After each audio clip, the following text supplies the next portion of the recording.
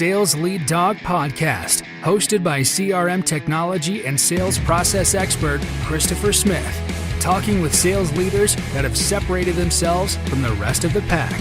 Listen to find out how the best of the best achieve success with their team and CRM technology. And remember, unless you are the lead dog, the view never changes. Welcome to Sales Lead Dog. Today we have joining us a thought leader, Angel Ribo. Angel, welcome to Sales Lead Dog. Thank you. Thank you very much for allowing me to be here with you and for your, and to your audience, obviously, that they will be patiently listening to us today. That's great. So Angel, tell us about yourself and what you do these days. Absolutely. So basically what I do is both corporate CEOs and established entrepreneurs, they hire me to bridge the gap globally for expansion and exposure. So that means basically that they help them accelerate the growth of their businesses through international expansion strategies. The reason why I do that is because I originally was born in Barcelona in Spain. I started an international career because I learned English and French and then Portuguese. And then, I decided to go international and fast forward, I had, helped more than, 1,500 companies and their C-level executives making certain, purchasing decisions. And also then, I was working literally in more than 30 countries doing that. So, eventually for almost 5 years ago, I decided to go from the corporate world to have my own business. And that's how I ended up doing what I do. Besides that, actually, something that played a key role for me to do that was that I decided also to start my own charity. It's called Wisdom for Kids. And we help underprivileged kids in Latin America become entrepreneurs using their local resources. I'm very strong on LinkedIn, so you will find me on LinkedIn over there. I'm an influencer there and very active, always sharing both personal and professional stories. And many of them are sales-related stories. So I'm so excited to be here, Chris. Thank you. Yeah, no, we're excited to have you. And I love what you're doing as an entrepreneur. Anything that facilitates entrepreneurs, especially I love it with kids. That's awesome. Thank you. Yeah. So tell us about your I'm going to start with your switch to being an entrepreneur. That's a big shift to make. What was that like for you? Yes, it was obviously when you look back, right? You know that you made so many mistakes, and you would, if you were given another chance, you would definitely do it completely different. You know that feeling? Yeah. Oh yeah. I'm sure you do, right? Yeah, totally. But also I believe that, regardless of where you stand, like from a spiritual or religious perspective, I think that we are only given the battles that we can really fight and succeed on. Yep. Okay, so that wasn't an exception. So there's always something that happens that keeps you afloat, always, no matter what, Yep. Yep. So I decided to leave corporate America after almost like 17, 18 years, starting in Europe and then being here. Yeah. In the US. I'm right now north of Dallas in Texas. And it was, in the beginning, to be honest, the first thing I can tell you I remember is that I really wasn't sure of what I wanted to do. I wasn't sure. I had so many paths, right? Right. Before leaving the corporate world, I had attended several entrepreneurs, online marketeers kind of conferences. Yep. In order to explore several, avenues, how to become a consultant, how to become a coach, how to launch products online, how to be a good online marketeer. And on top of that, also, I would say that I never really reflected on everything that I had done before. Right. So I was full of doubts with a lot of different possibilities in front of me. And it took to me a while to say, okay, so this is what I'm going to do, and I'm going to do it this way. I'm going to go down that path only. Yep. So that's what I remember. But, definitely, probably the same as you. If I can learn anybody not to make the same mistakes, yep. There I go. Oh, yeah. So what was that like transitioning where you're selling for other people? Now you're selling for yourself. Yeah. So number one is making sure that the imposter syndrome was not affecting me, right? I remember that it wasn't until I literally sat down. And when I was telling you before that I had done business in 33, 34 countries, until that very moment, and that was months and months and months after I had started my own entrepreneurial career, I sat down and I started to write down, okay, so how many companies have I helped in my life? And I tried to cut and paste different spreadsheets from different, places I had worked and done business with, and companies and industries. I put them all together. And then I said, okay, how many countries? Those different companies, where are they based? So I started to make a list of different countries. Okay, and then how did I help them? So I helped them do this, this, this, this, and this. When I took stock of that, experience, it was then when I realized, okay, so I might have something to offer. Yeah. I might have something to sell to the others. So actually, I made the decision. I made the decision of, I'm going to be extremely active on LinkedIn. Okay, so that was my first decision. So I haven't really used networking online before. Right. I was using it like reactively. Now I'm going to be proactive, and I'm going to make LinkedIn the place where I'm going to conduct all my sales. Before, I don't remember selling a single thing. Nothing since the 90s, where I don't remember when LinkedIn was founded, but until 2016, when I decided to set up my own company. Yep. So that was the first thing. So I started to see, okay, so I'm going to do this. How do I create an audience? And then I started to learn how to do business on LinkedIn, how to reach out to people. I made so many mistakes. I mean, crazy things. Crazy things. It really, obviously there were people blocking me, and you name it. Trying to reach out the wrong way, and trying to be artificial, trying not to be me, to be honest, because I was in this. If I had to describe it, in some sort of quicksand, that you know what you do, but you really don't, and then you one step forward and two steps backwards, all the time. And then obviously after starting like doing some marketing, and then having the conversations, right? And how am I going to prepare my own proposals, and what are my own proposals going to look like? And I have to say, probably one of the mistakes I made was also that I didn't reach out to the people that could have supported me, people that I could have partnered up with. Oh, what a big mistake, Right. Definitely. That was a big mistake. But, I'm alive. I still have a family. I still have a home. I still have a couple of cars. I still go on holiday and I vacation from time to time. So it's not that bad, Chris. Oh, yeah. Yeah. I think a lot of people are afraid to make that jump, but it's like anything else in life where you're making a big change like that you have to be all in. You have to be committed to it, and you have to be committed to success, which, for being a sales leader, for our listeners,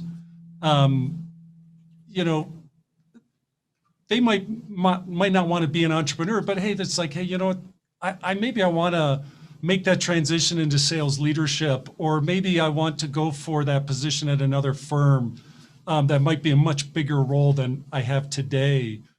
What should they take from the lessons you've learned to motivate them to make that leap? Well, number one, whatever the route is that they pick is good. Okay, it's okay. So because we tend to be so hard on ourselves, oh my God.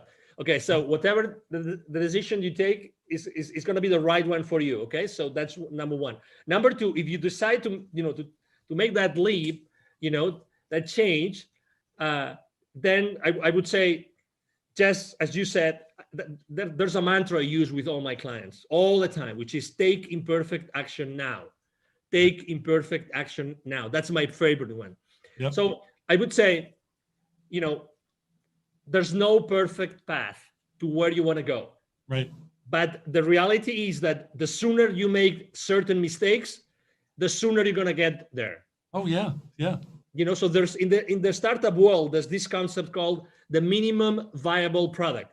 Yes. Okay. So any startup, when they're going to launch something, they say, okay, so what's the minimum value in the form of a service or a product I'm going to put together so that the market is going to react positively and they will start acquiring my services or my product, right? So this is so much more simple than what you think. You just have to reach out to the people that you already know, or the potential business partners, and go to them and say, hey, I just started. I just got out, the corporate world. I want to do this. Would you be willing just to have a coffee, over coffee conversation and tell me that makes sense? And if you would be willing to tell me your feedback about this, it's as simple as that. In a week, you can have 5, 10 conversations like that, Yep. and already know what makes sense and what doesn't make sense, and start having those conversations with potential clients. Again, I was talking about making mistakes on LinkedIn and sending the wrong messages. If you genuinely, even if it's people that you don't know, if you genuinely reach out to people and ask them for help, Yep. I mean, don't explain them your life, okay? Just, I need your help because I just left the corporate world and I would like to, proof test something that I want to change, to launch to the market. I tell you, maybe it's not going to be a 50%, but there's going to be a 10%, 20% of people that are going to say yes. And they will be able to meet, they will be willing to meet over coffee with you to discuss that. Yep. Yep. I mean, and the ones that have been there, the ones like you and me that we have been there, oh my God, do we want to help other people not to make the same mistakes? Oh yeah. Of course. Yeah. Of It's course so we want. important. Exactly. Yeah. Exactly. So, I think that's the most important thing. And again, you don't have to wait. I remember that one of my excuses was, we look for so many excuses. As soon as I left the corporate world, my company held me and put me, they gave me a very nice package and everything. Yep. And they gave me an outplacement company to work with, right? To find another job. Right. I remember being the only one. I mean, very high level executives on the same meeting, blah, blah, blah. I was the only one in the entire room that wanted to be an entrepreneur. Right. The only one, every single meeting. So I would have a meeting, 1 or 2 meetings per week with them, with other executives looking for a position. Yep. I was the only one that wanted to be an entrepreneur. The rest wanted to have another job, another gig, or another company, which is good. Again, it's good. It's perfect. And again, there's nothing wrong. But the sooner you start going down that path, Yes. the better for you. Yes. Because you need reinforcement, and you need reinforcement, and you need to learn lessons. Nobody will learn their lessons. You need to be yourself in front of the reality that you're going to be, acting on. And the new reality is you before other companies that want or might want what you are going to offer to them. Yeah. And I liked your advice to work your network, seek out help, ask for help from people in your network to say, hey, I'm thinking about making this transition, be it, maybe it's a new job, maybe it's not to be an entrepreneur, but there's still a lot of people that have done the same thing already that, that are say, hey, whatever you do, don't do this. I did that and it was a dismal failure. Try this instead. It's you can't buy that kind of help. Exactly. And also something else that I didn't mention, but something that would have helped me a lot is probably to ask for help, even to pay someone to coach me in that process. Yes. There's coaches out there. There's people that have done this. There's people that help you get from a position at the corporate towards becoming a successful entrepreneur. There's people doing that. Oh my God, I wish I had taken the decision. I had made the decision of having someone hire someone to do that for me. Yeah.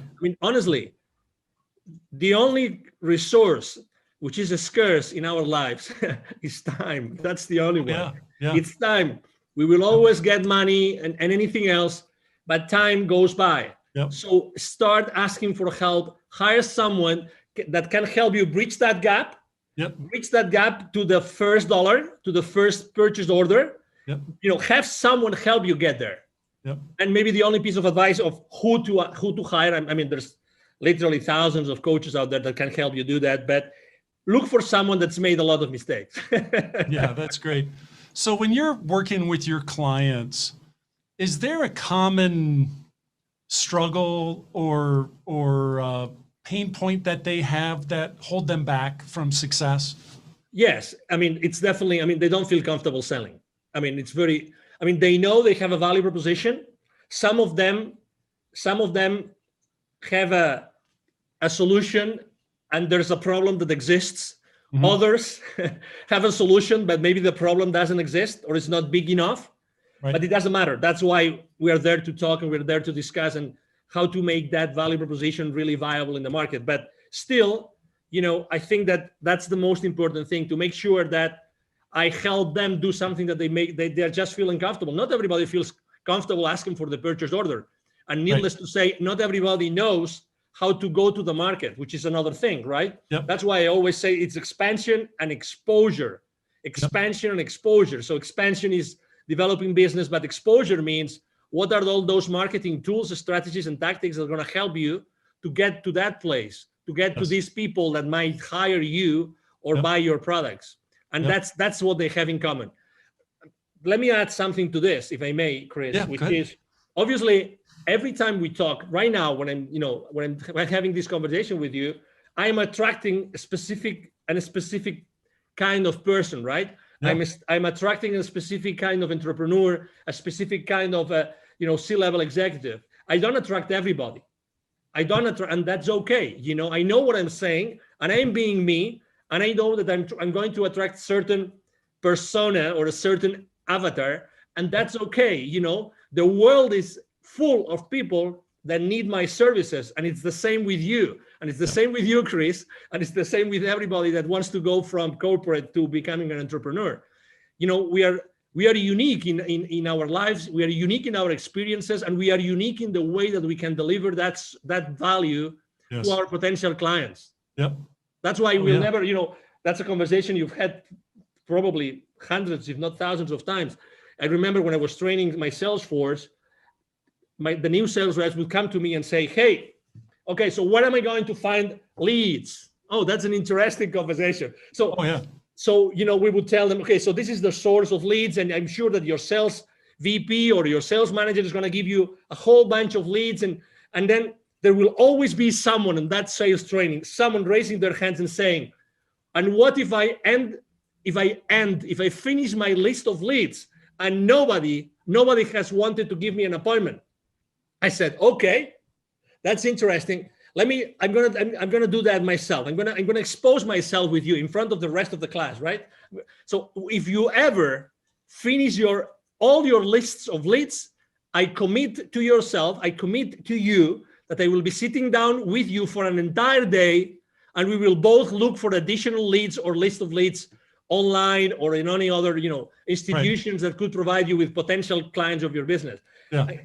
Obviously, the message I was trying to convey is it that there are not enough leads or potential clients to you, or is it that maybe the work that you're doing is not good enough? Maybe the questions that you're asking, maybe the phone calls, maybe the places where you're looking, right? The reality is, Chris, that nobody ever came back to me, since the 90s asking for lists of additional leads. Right. Nobody.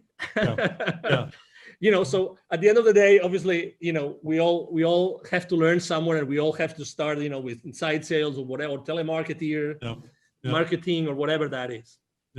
What's your craziest sales story from your career?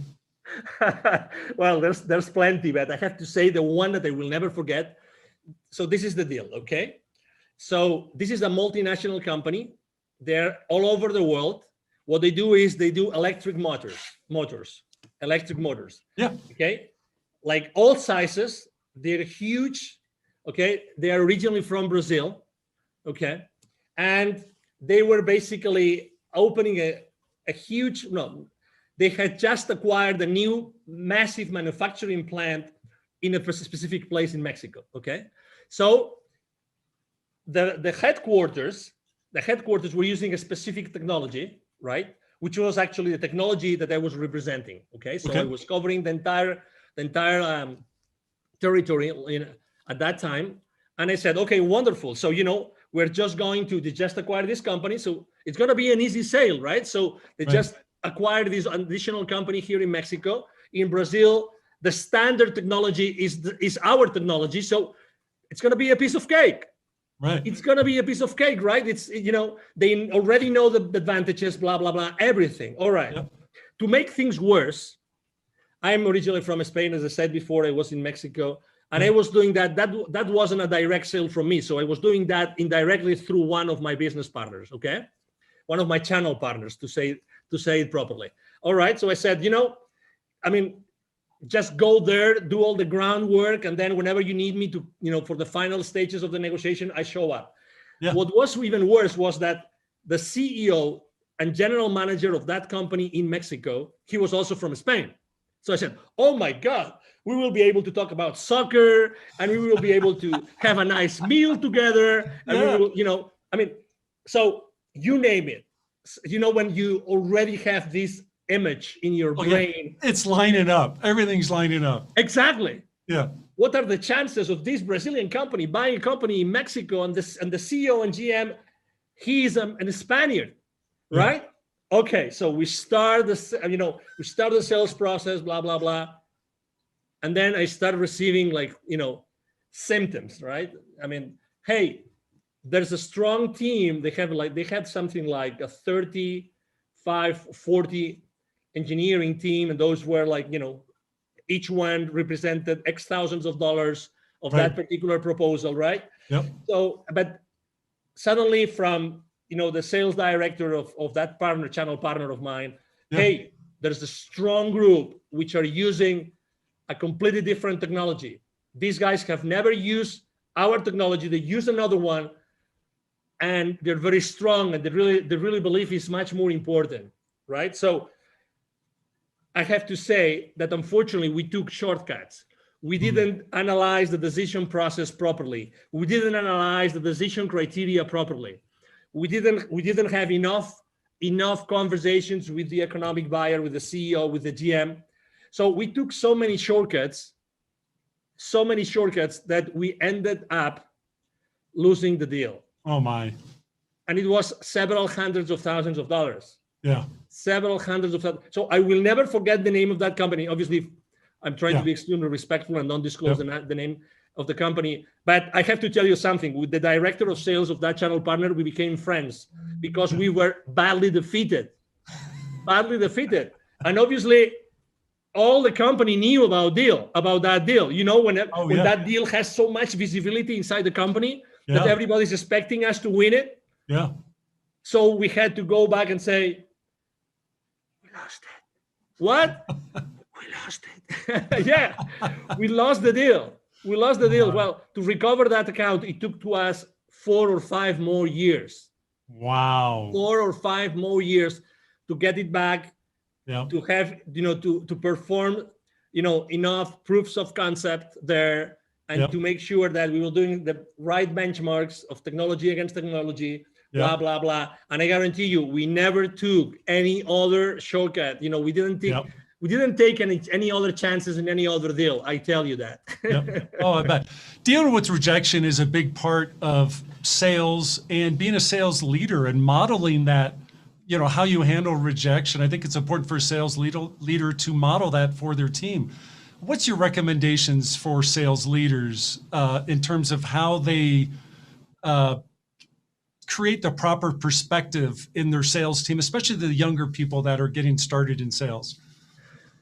I would say number one is that for your potential clients, future clients, you call them suspects, leads, prospects, whatever, depending on the maturity, but their perspective is their reality. Don't forget that. Don't forget that. So your reality is not their reality. Okay. So that's the number one thing. So the number one thing I would like to say is, this is a marathon. Okay. So just you have to learn, and don't burn your bridges. It's a matter of time. You have to learn how to do this. This is as anything else, as playing tennis, as swimming, as driving, as anything else. This is a long run. Okay, so it's going to take some time for you to perfect whatever you want to do. And remember, be yourself all the time. That would be my second one. Be yourself. Don't pretend to be anybody else. It doesn't mean that you don't have to be mentored. You don't have to receive lessons. No. Okay, but be yourself, because if you're not yourself, you're going to be, sidetracked, whatever that is, and you're going to feel saying, I should have done what my gut feel was telling me. Okay, so just be there. And the third thing is always have the tough conversations. Don't hold anything to you. Always have those tough conversations. So what I'm trying to say is always make sure that whatever decision, whatever proposal you're making, whatever conversation, it's for the good of your client. Right. It's for the good of your client. Okay. So genuinely care about what is important for the client. Remember one thing, as I said before, perception is their reality. They want something, but you believe as a salesperson that they need something else. Right. Okay. So it's what they want. It's what they want. So remember, it's their reality. So you have to be there all the time. Okay. So those would be my, most important, pieces of advice. And again, you learn a lot. I mean, I learned from a desk making phone calls. That's how I learned. Yes. Yep. That's how I personally learned. I didn't even, it took to me more than a year to start making, sales appointments with the field reps, but it is what it is. It is, we have to learn, we have to make mistakes. You have to struggle. That's right. Yeah. So let's transfer our discussion here to talk about CRM. When it comes to CRM and your career in sales, did you love it or do you hate it? I loved it. And I loved it because it helped me structure myself and organize myself. The real, can I use a brand, or can I use I'd rather not? We try to stay away from that. And just talk in general terms. We don't want to. So there wasn't one over another. No, it's okay. So just going back in time in the late 90s, there was one system that was really like the number one that everybody would use, and everybody would use that one. I remember when the company was working with was over $1 billion in revenue, and they decided to buy that. Right, that was a multi-million-dollar deal that they had to invest on. I remember it was like a savior. I mean, I remember even though it was complicated, like lots of fields and things and interactions, it was like, oh my God, great. We have a way like to put all that information and to keep that information in at some place so that it's going to help me have a better possibility to follow up on those deals. Because at the end of the day, following up is everything. When every single industry says that the millions are in the follow-up, you bet. And CRMs really help you be organized. That's for me, that was, I remember my first time ever using that particular CRM. And I've always used different. After that, I use CRMs consistently. Yes, it's the peace of mind that you say. Again, a lot of people see it as a way to control, which I understand and which I agree. You need to control your sales force. You need to have some level of accountability with your sales force. I get that, but it's a help. It's something that's going to help you. It's part of your support system, and you need support systems to excel in sales. Yeah, I think it's a great tool for salespeople because everybody goes into slumps, and when that happens, the sales leader can use the information in CRM to say, hey, look, I see you're doing this here. Have you thought about maybe trying this? But if you don't have that information in CRM, how is the leader be able to coach effectively, because they have no insight as to what they've been doing or what's going on? Exactly. And, and to your point, some people don't like to be controlled. Some people feel like, I'm the top gun here. I don't need anybody to overlook what I'm doing. Right. With all due respect, we belong to an organization. That's right. The final goal of that organization is to pay back to the owners, to the investors, to pay back, to the shareholder, to give that additional value to the shareholders. They invested their money, they invested their time, they invested their wealth in making that company successful. You have a job because of them. So anything that you do, which is going against that contradicts that, I regret to say, it's not right. That's right. It's not right. The end goal of any organization is to increase shareholder value no matter what. And you as a salesperson, you have to be aware that every business decision that you make has an impact and a financial implication, has a financial implication in the company and in the profitability of the company. So you're part of that structure. I understand that you like to, sell big and close these big, massive deals and great revenue. But okay, so what are the implications of closing that deal? First, as I said before, for the client, is it going, because in the moment that you close a sale, remember, it's good for you because you get the revenue, but it's a problem in the financial statements, right? It's remember, you are a problem for your client until your client starts to recover the investment. Remember that. That's right. And it's the same for your company. So, okay, you get the revenue, but who has to fulfill that order? Your entire organization behind you has to fulfill the order. Did you take everything into consideration so that you will be able to profitably fulfill that order for your client? These are the kind of things that you have to take into consideration every time you close a sale. Yeah, I could not have said that better, Angel. That is so. Thank you. That's one of the discussions I love to have when we engage with a client is, okay, what happens when that deal's won? What is that being supported by your CRM? Is the information in your CRM to support the team that downstream that, as you said, they now have to take care of that customer. They have to own that relationship and make sure they achieve the ROI on their investment. So important. Absolutely. I mean, in all honesty, I mean, if we want to keep our teams accountable, I mean, we have to, and we want them, all of them, to be engaged, right? I mean, we have to educate them. I mean, very honestly, I mean, you know, because you sell every single day. So I think that having those financial implications conversation is like the elephant in the room. Yes. It's like the elephant in the room. Who feels really comfortable? I mean, have you ever felt this? Let me ask you a question, Chris. Have you ever been in that situation in which you're trying to close a deal, you're in a negotiation table, and suddenly the CFO of your client shows up? Oh my God, you are with the fingers like this, cross fingers, saying, I pray to God that the questions from the CFO are not going to be that difficult, so I can still answer them, and they will still be interested in doing business with me. Yes. Because if we get into, if he pulls up his financial statements and he starts going on like, okay, so this and this and this and this, and he starts making these difficult questions. Oh my God, you might even have an MBA, but even if you have an MBA, how long ago did you forget all the financial principles? Oh yeah. That will eventually allow you to understand what the CFO is going to say, but you still want to win the PO, right? Yep. So this is exactly where we are. So we have to be humble, and we have to receive the education in order to be able to, be engaged in our company, be aligned with everybody else, and then we can be kept accountable. Yep. No, I love it. So Angel, we're coming up on our time here on Sales Lead Dog.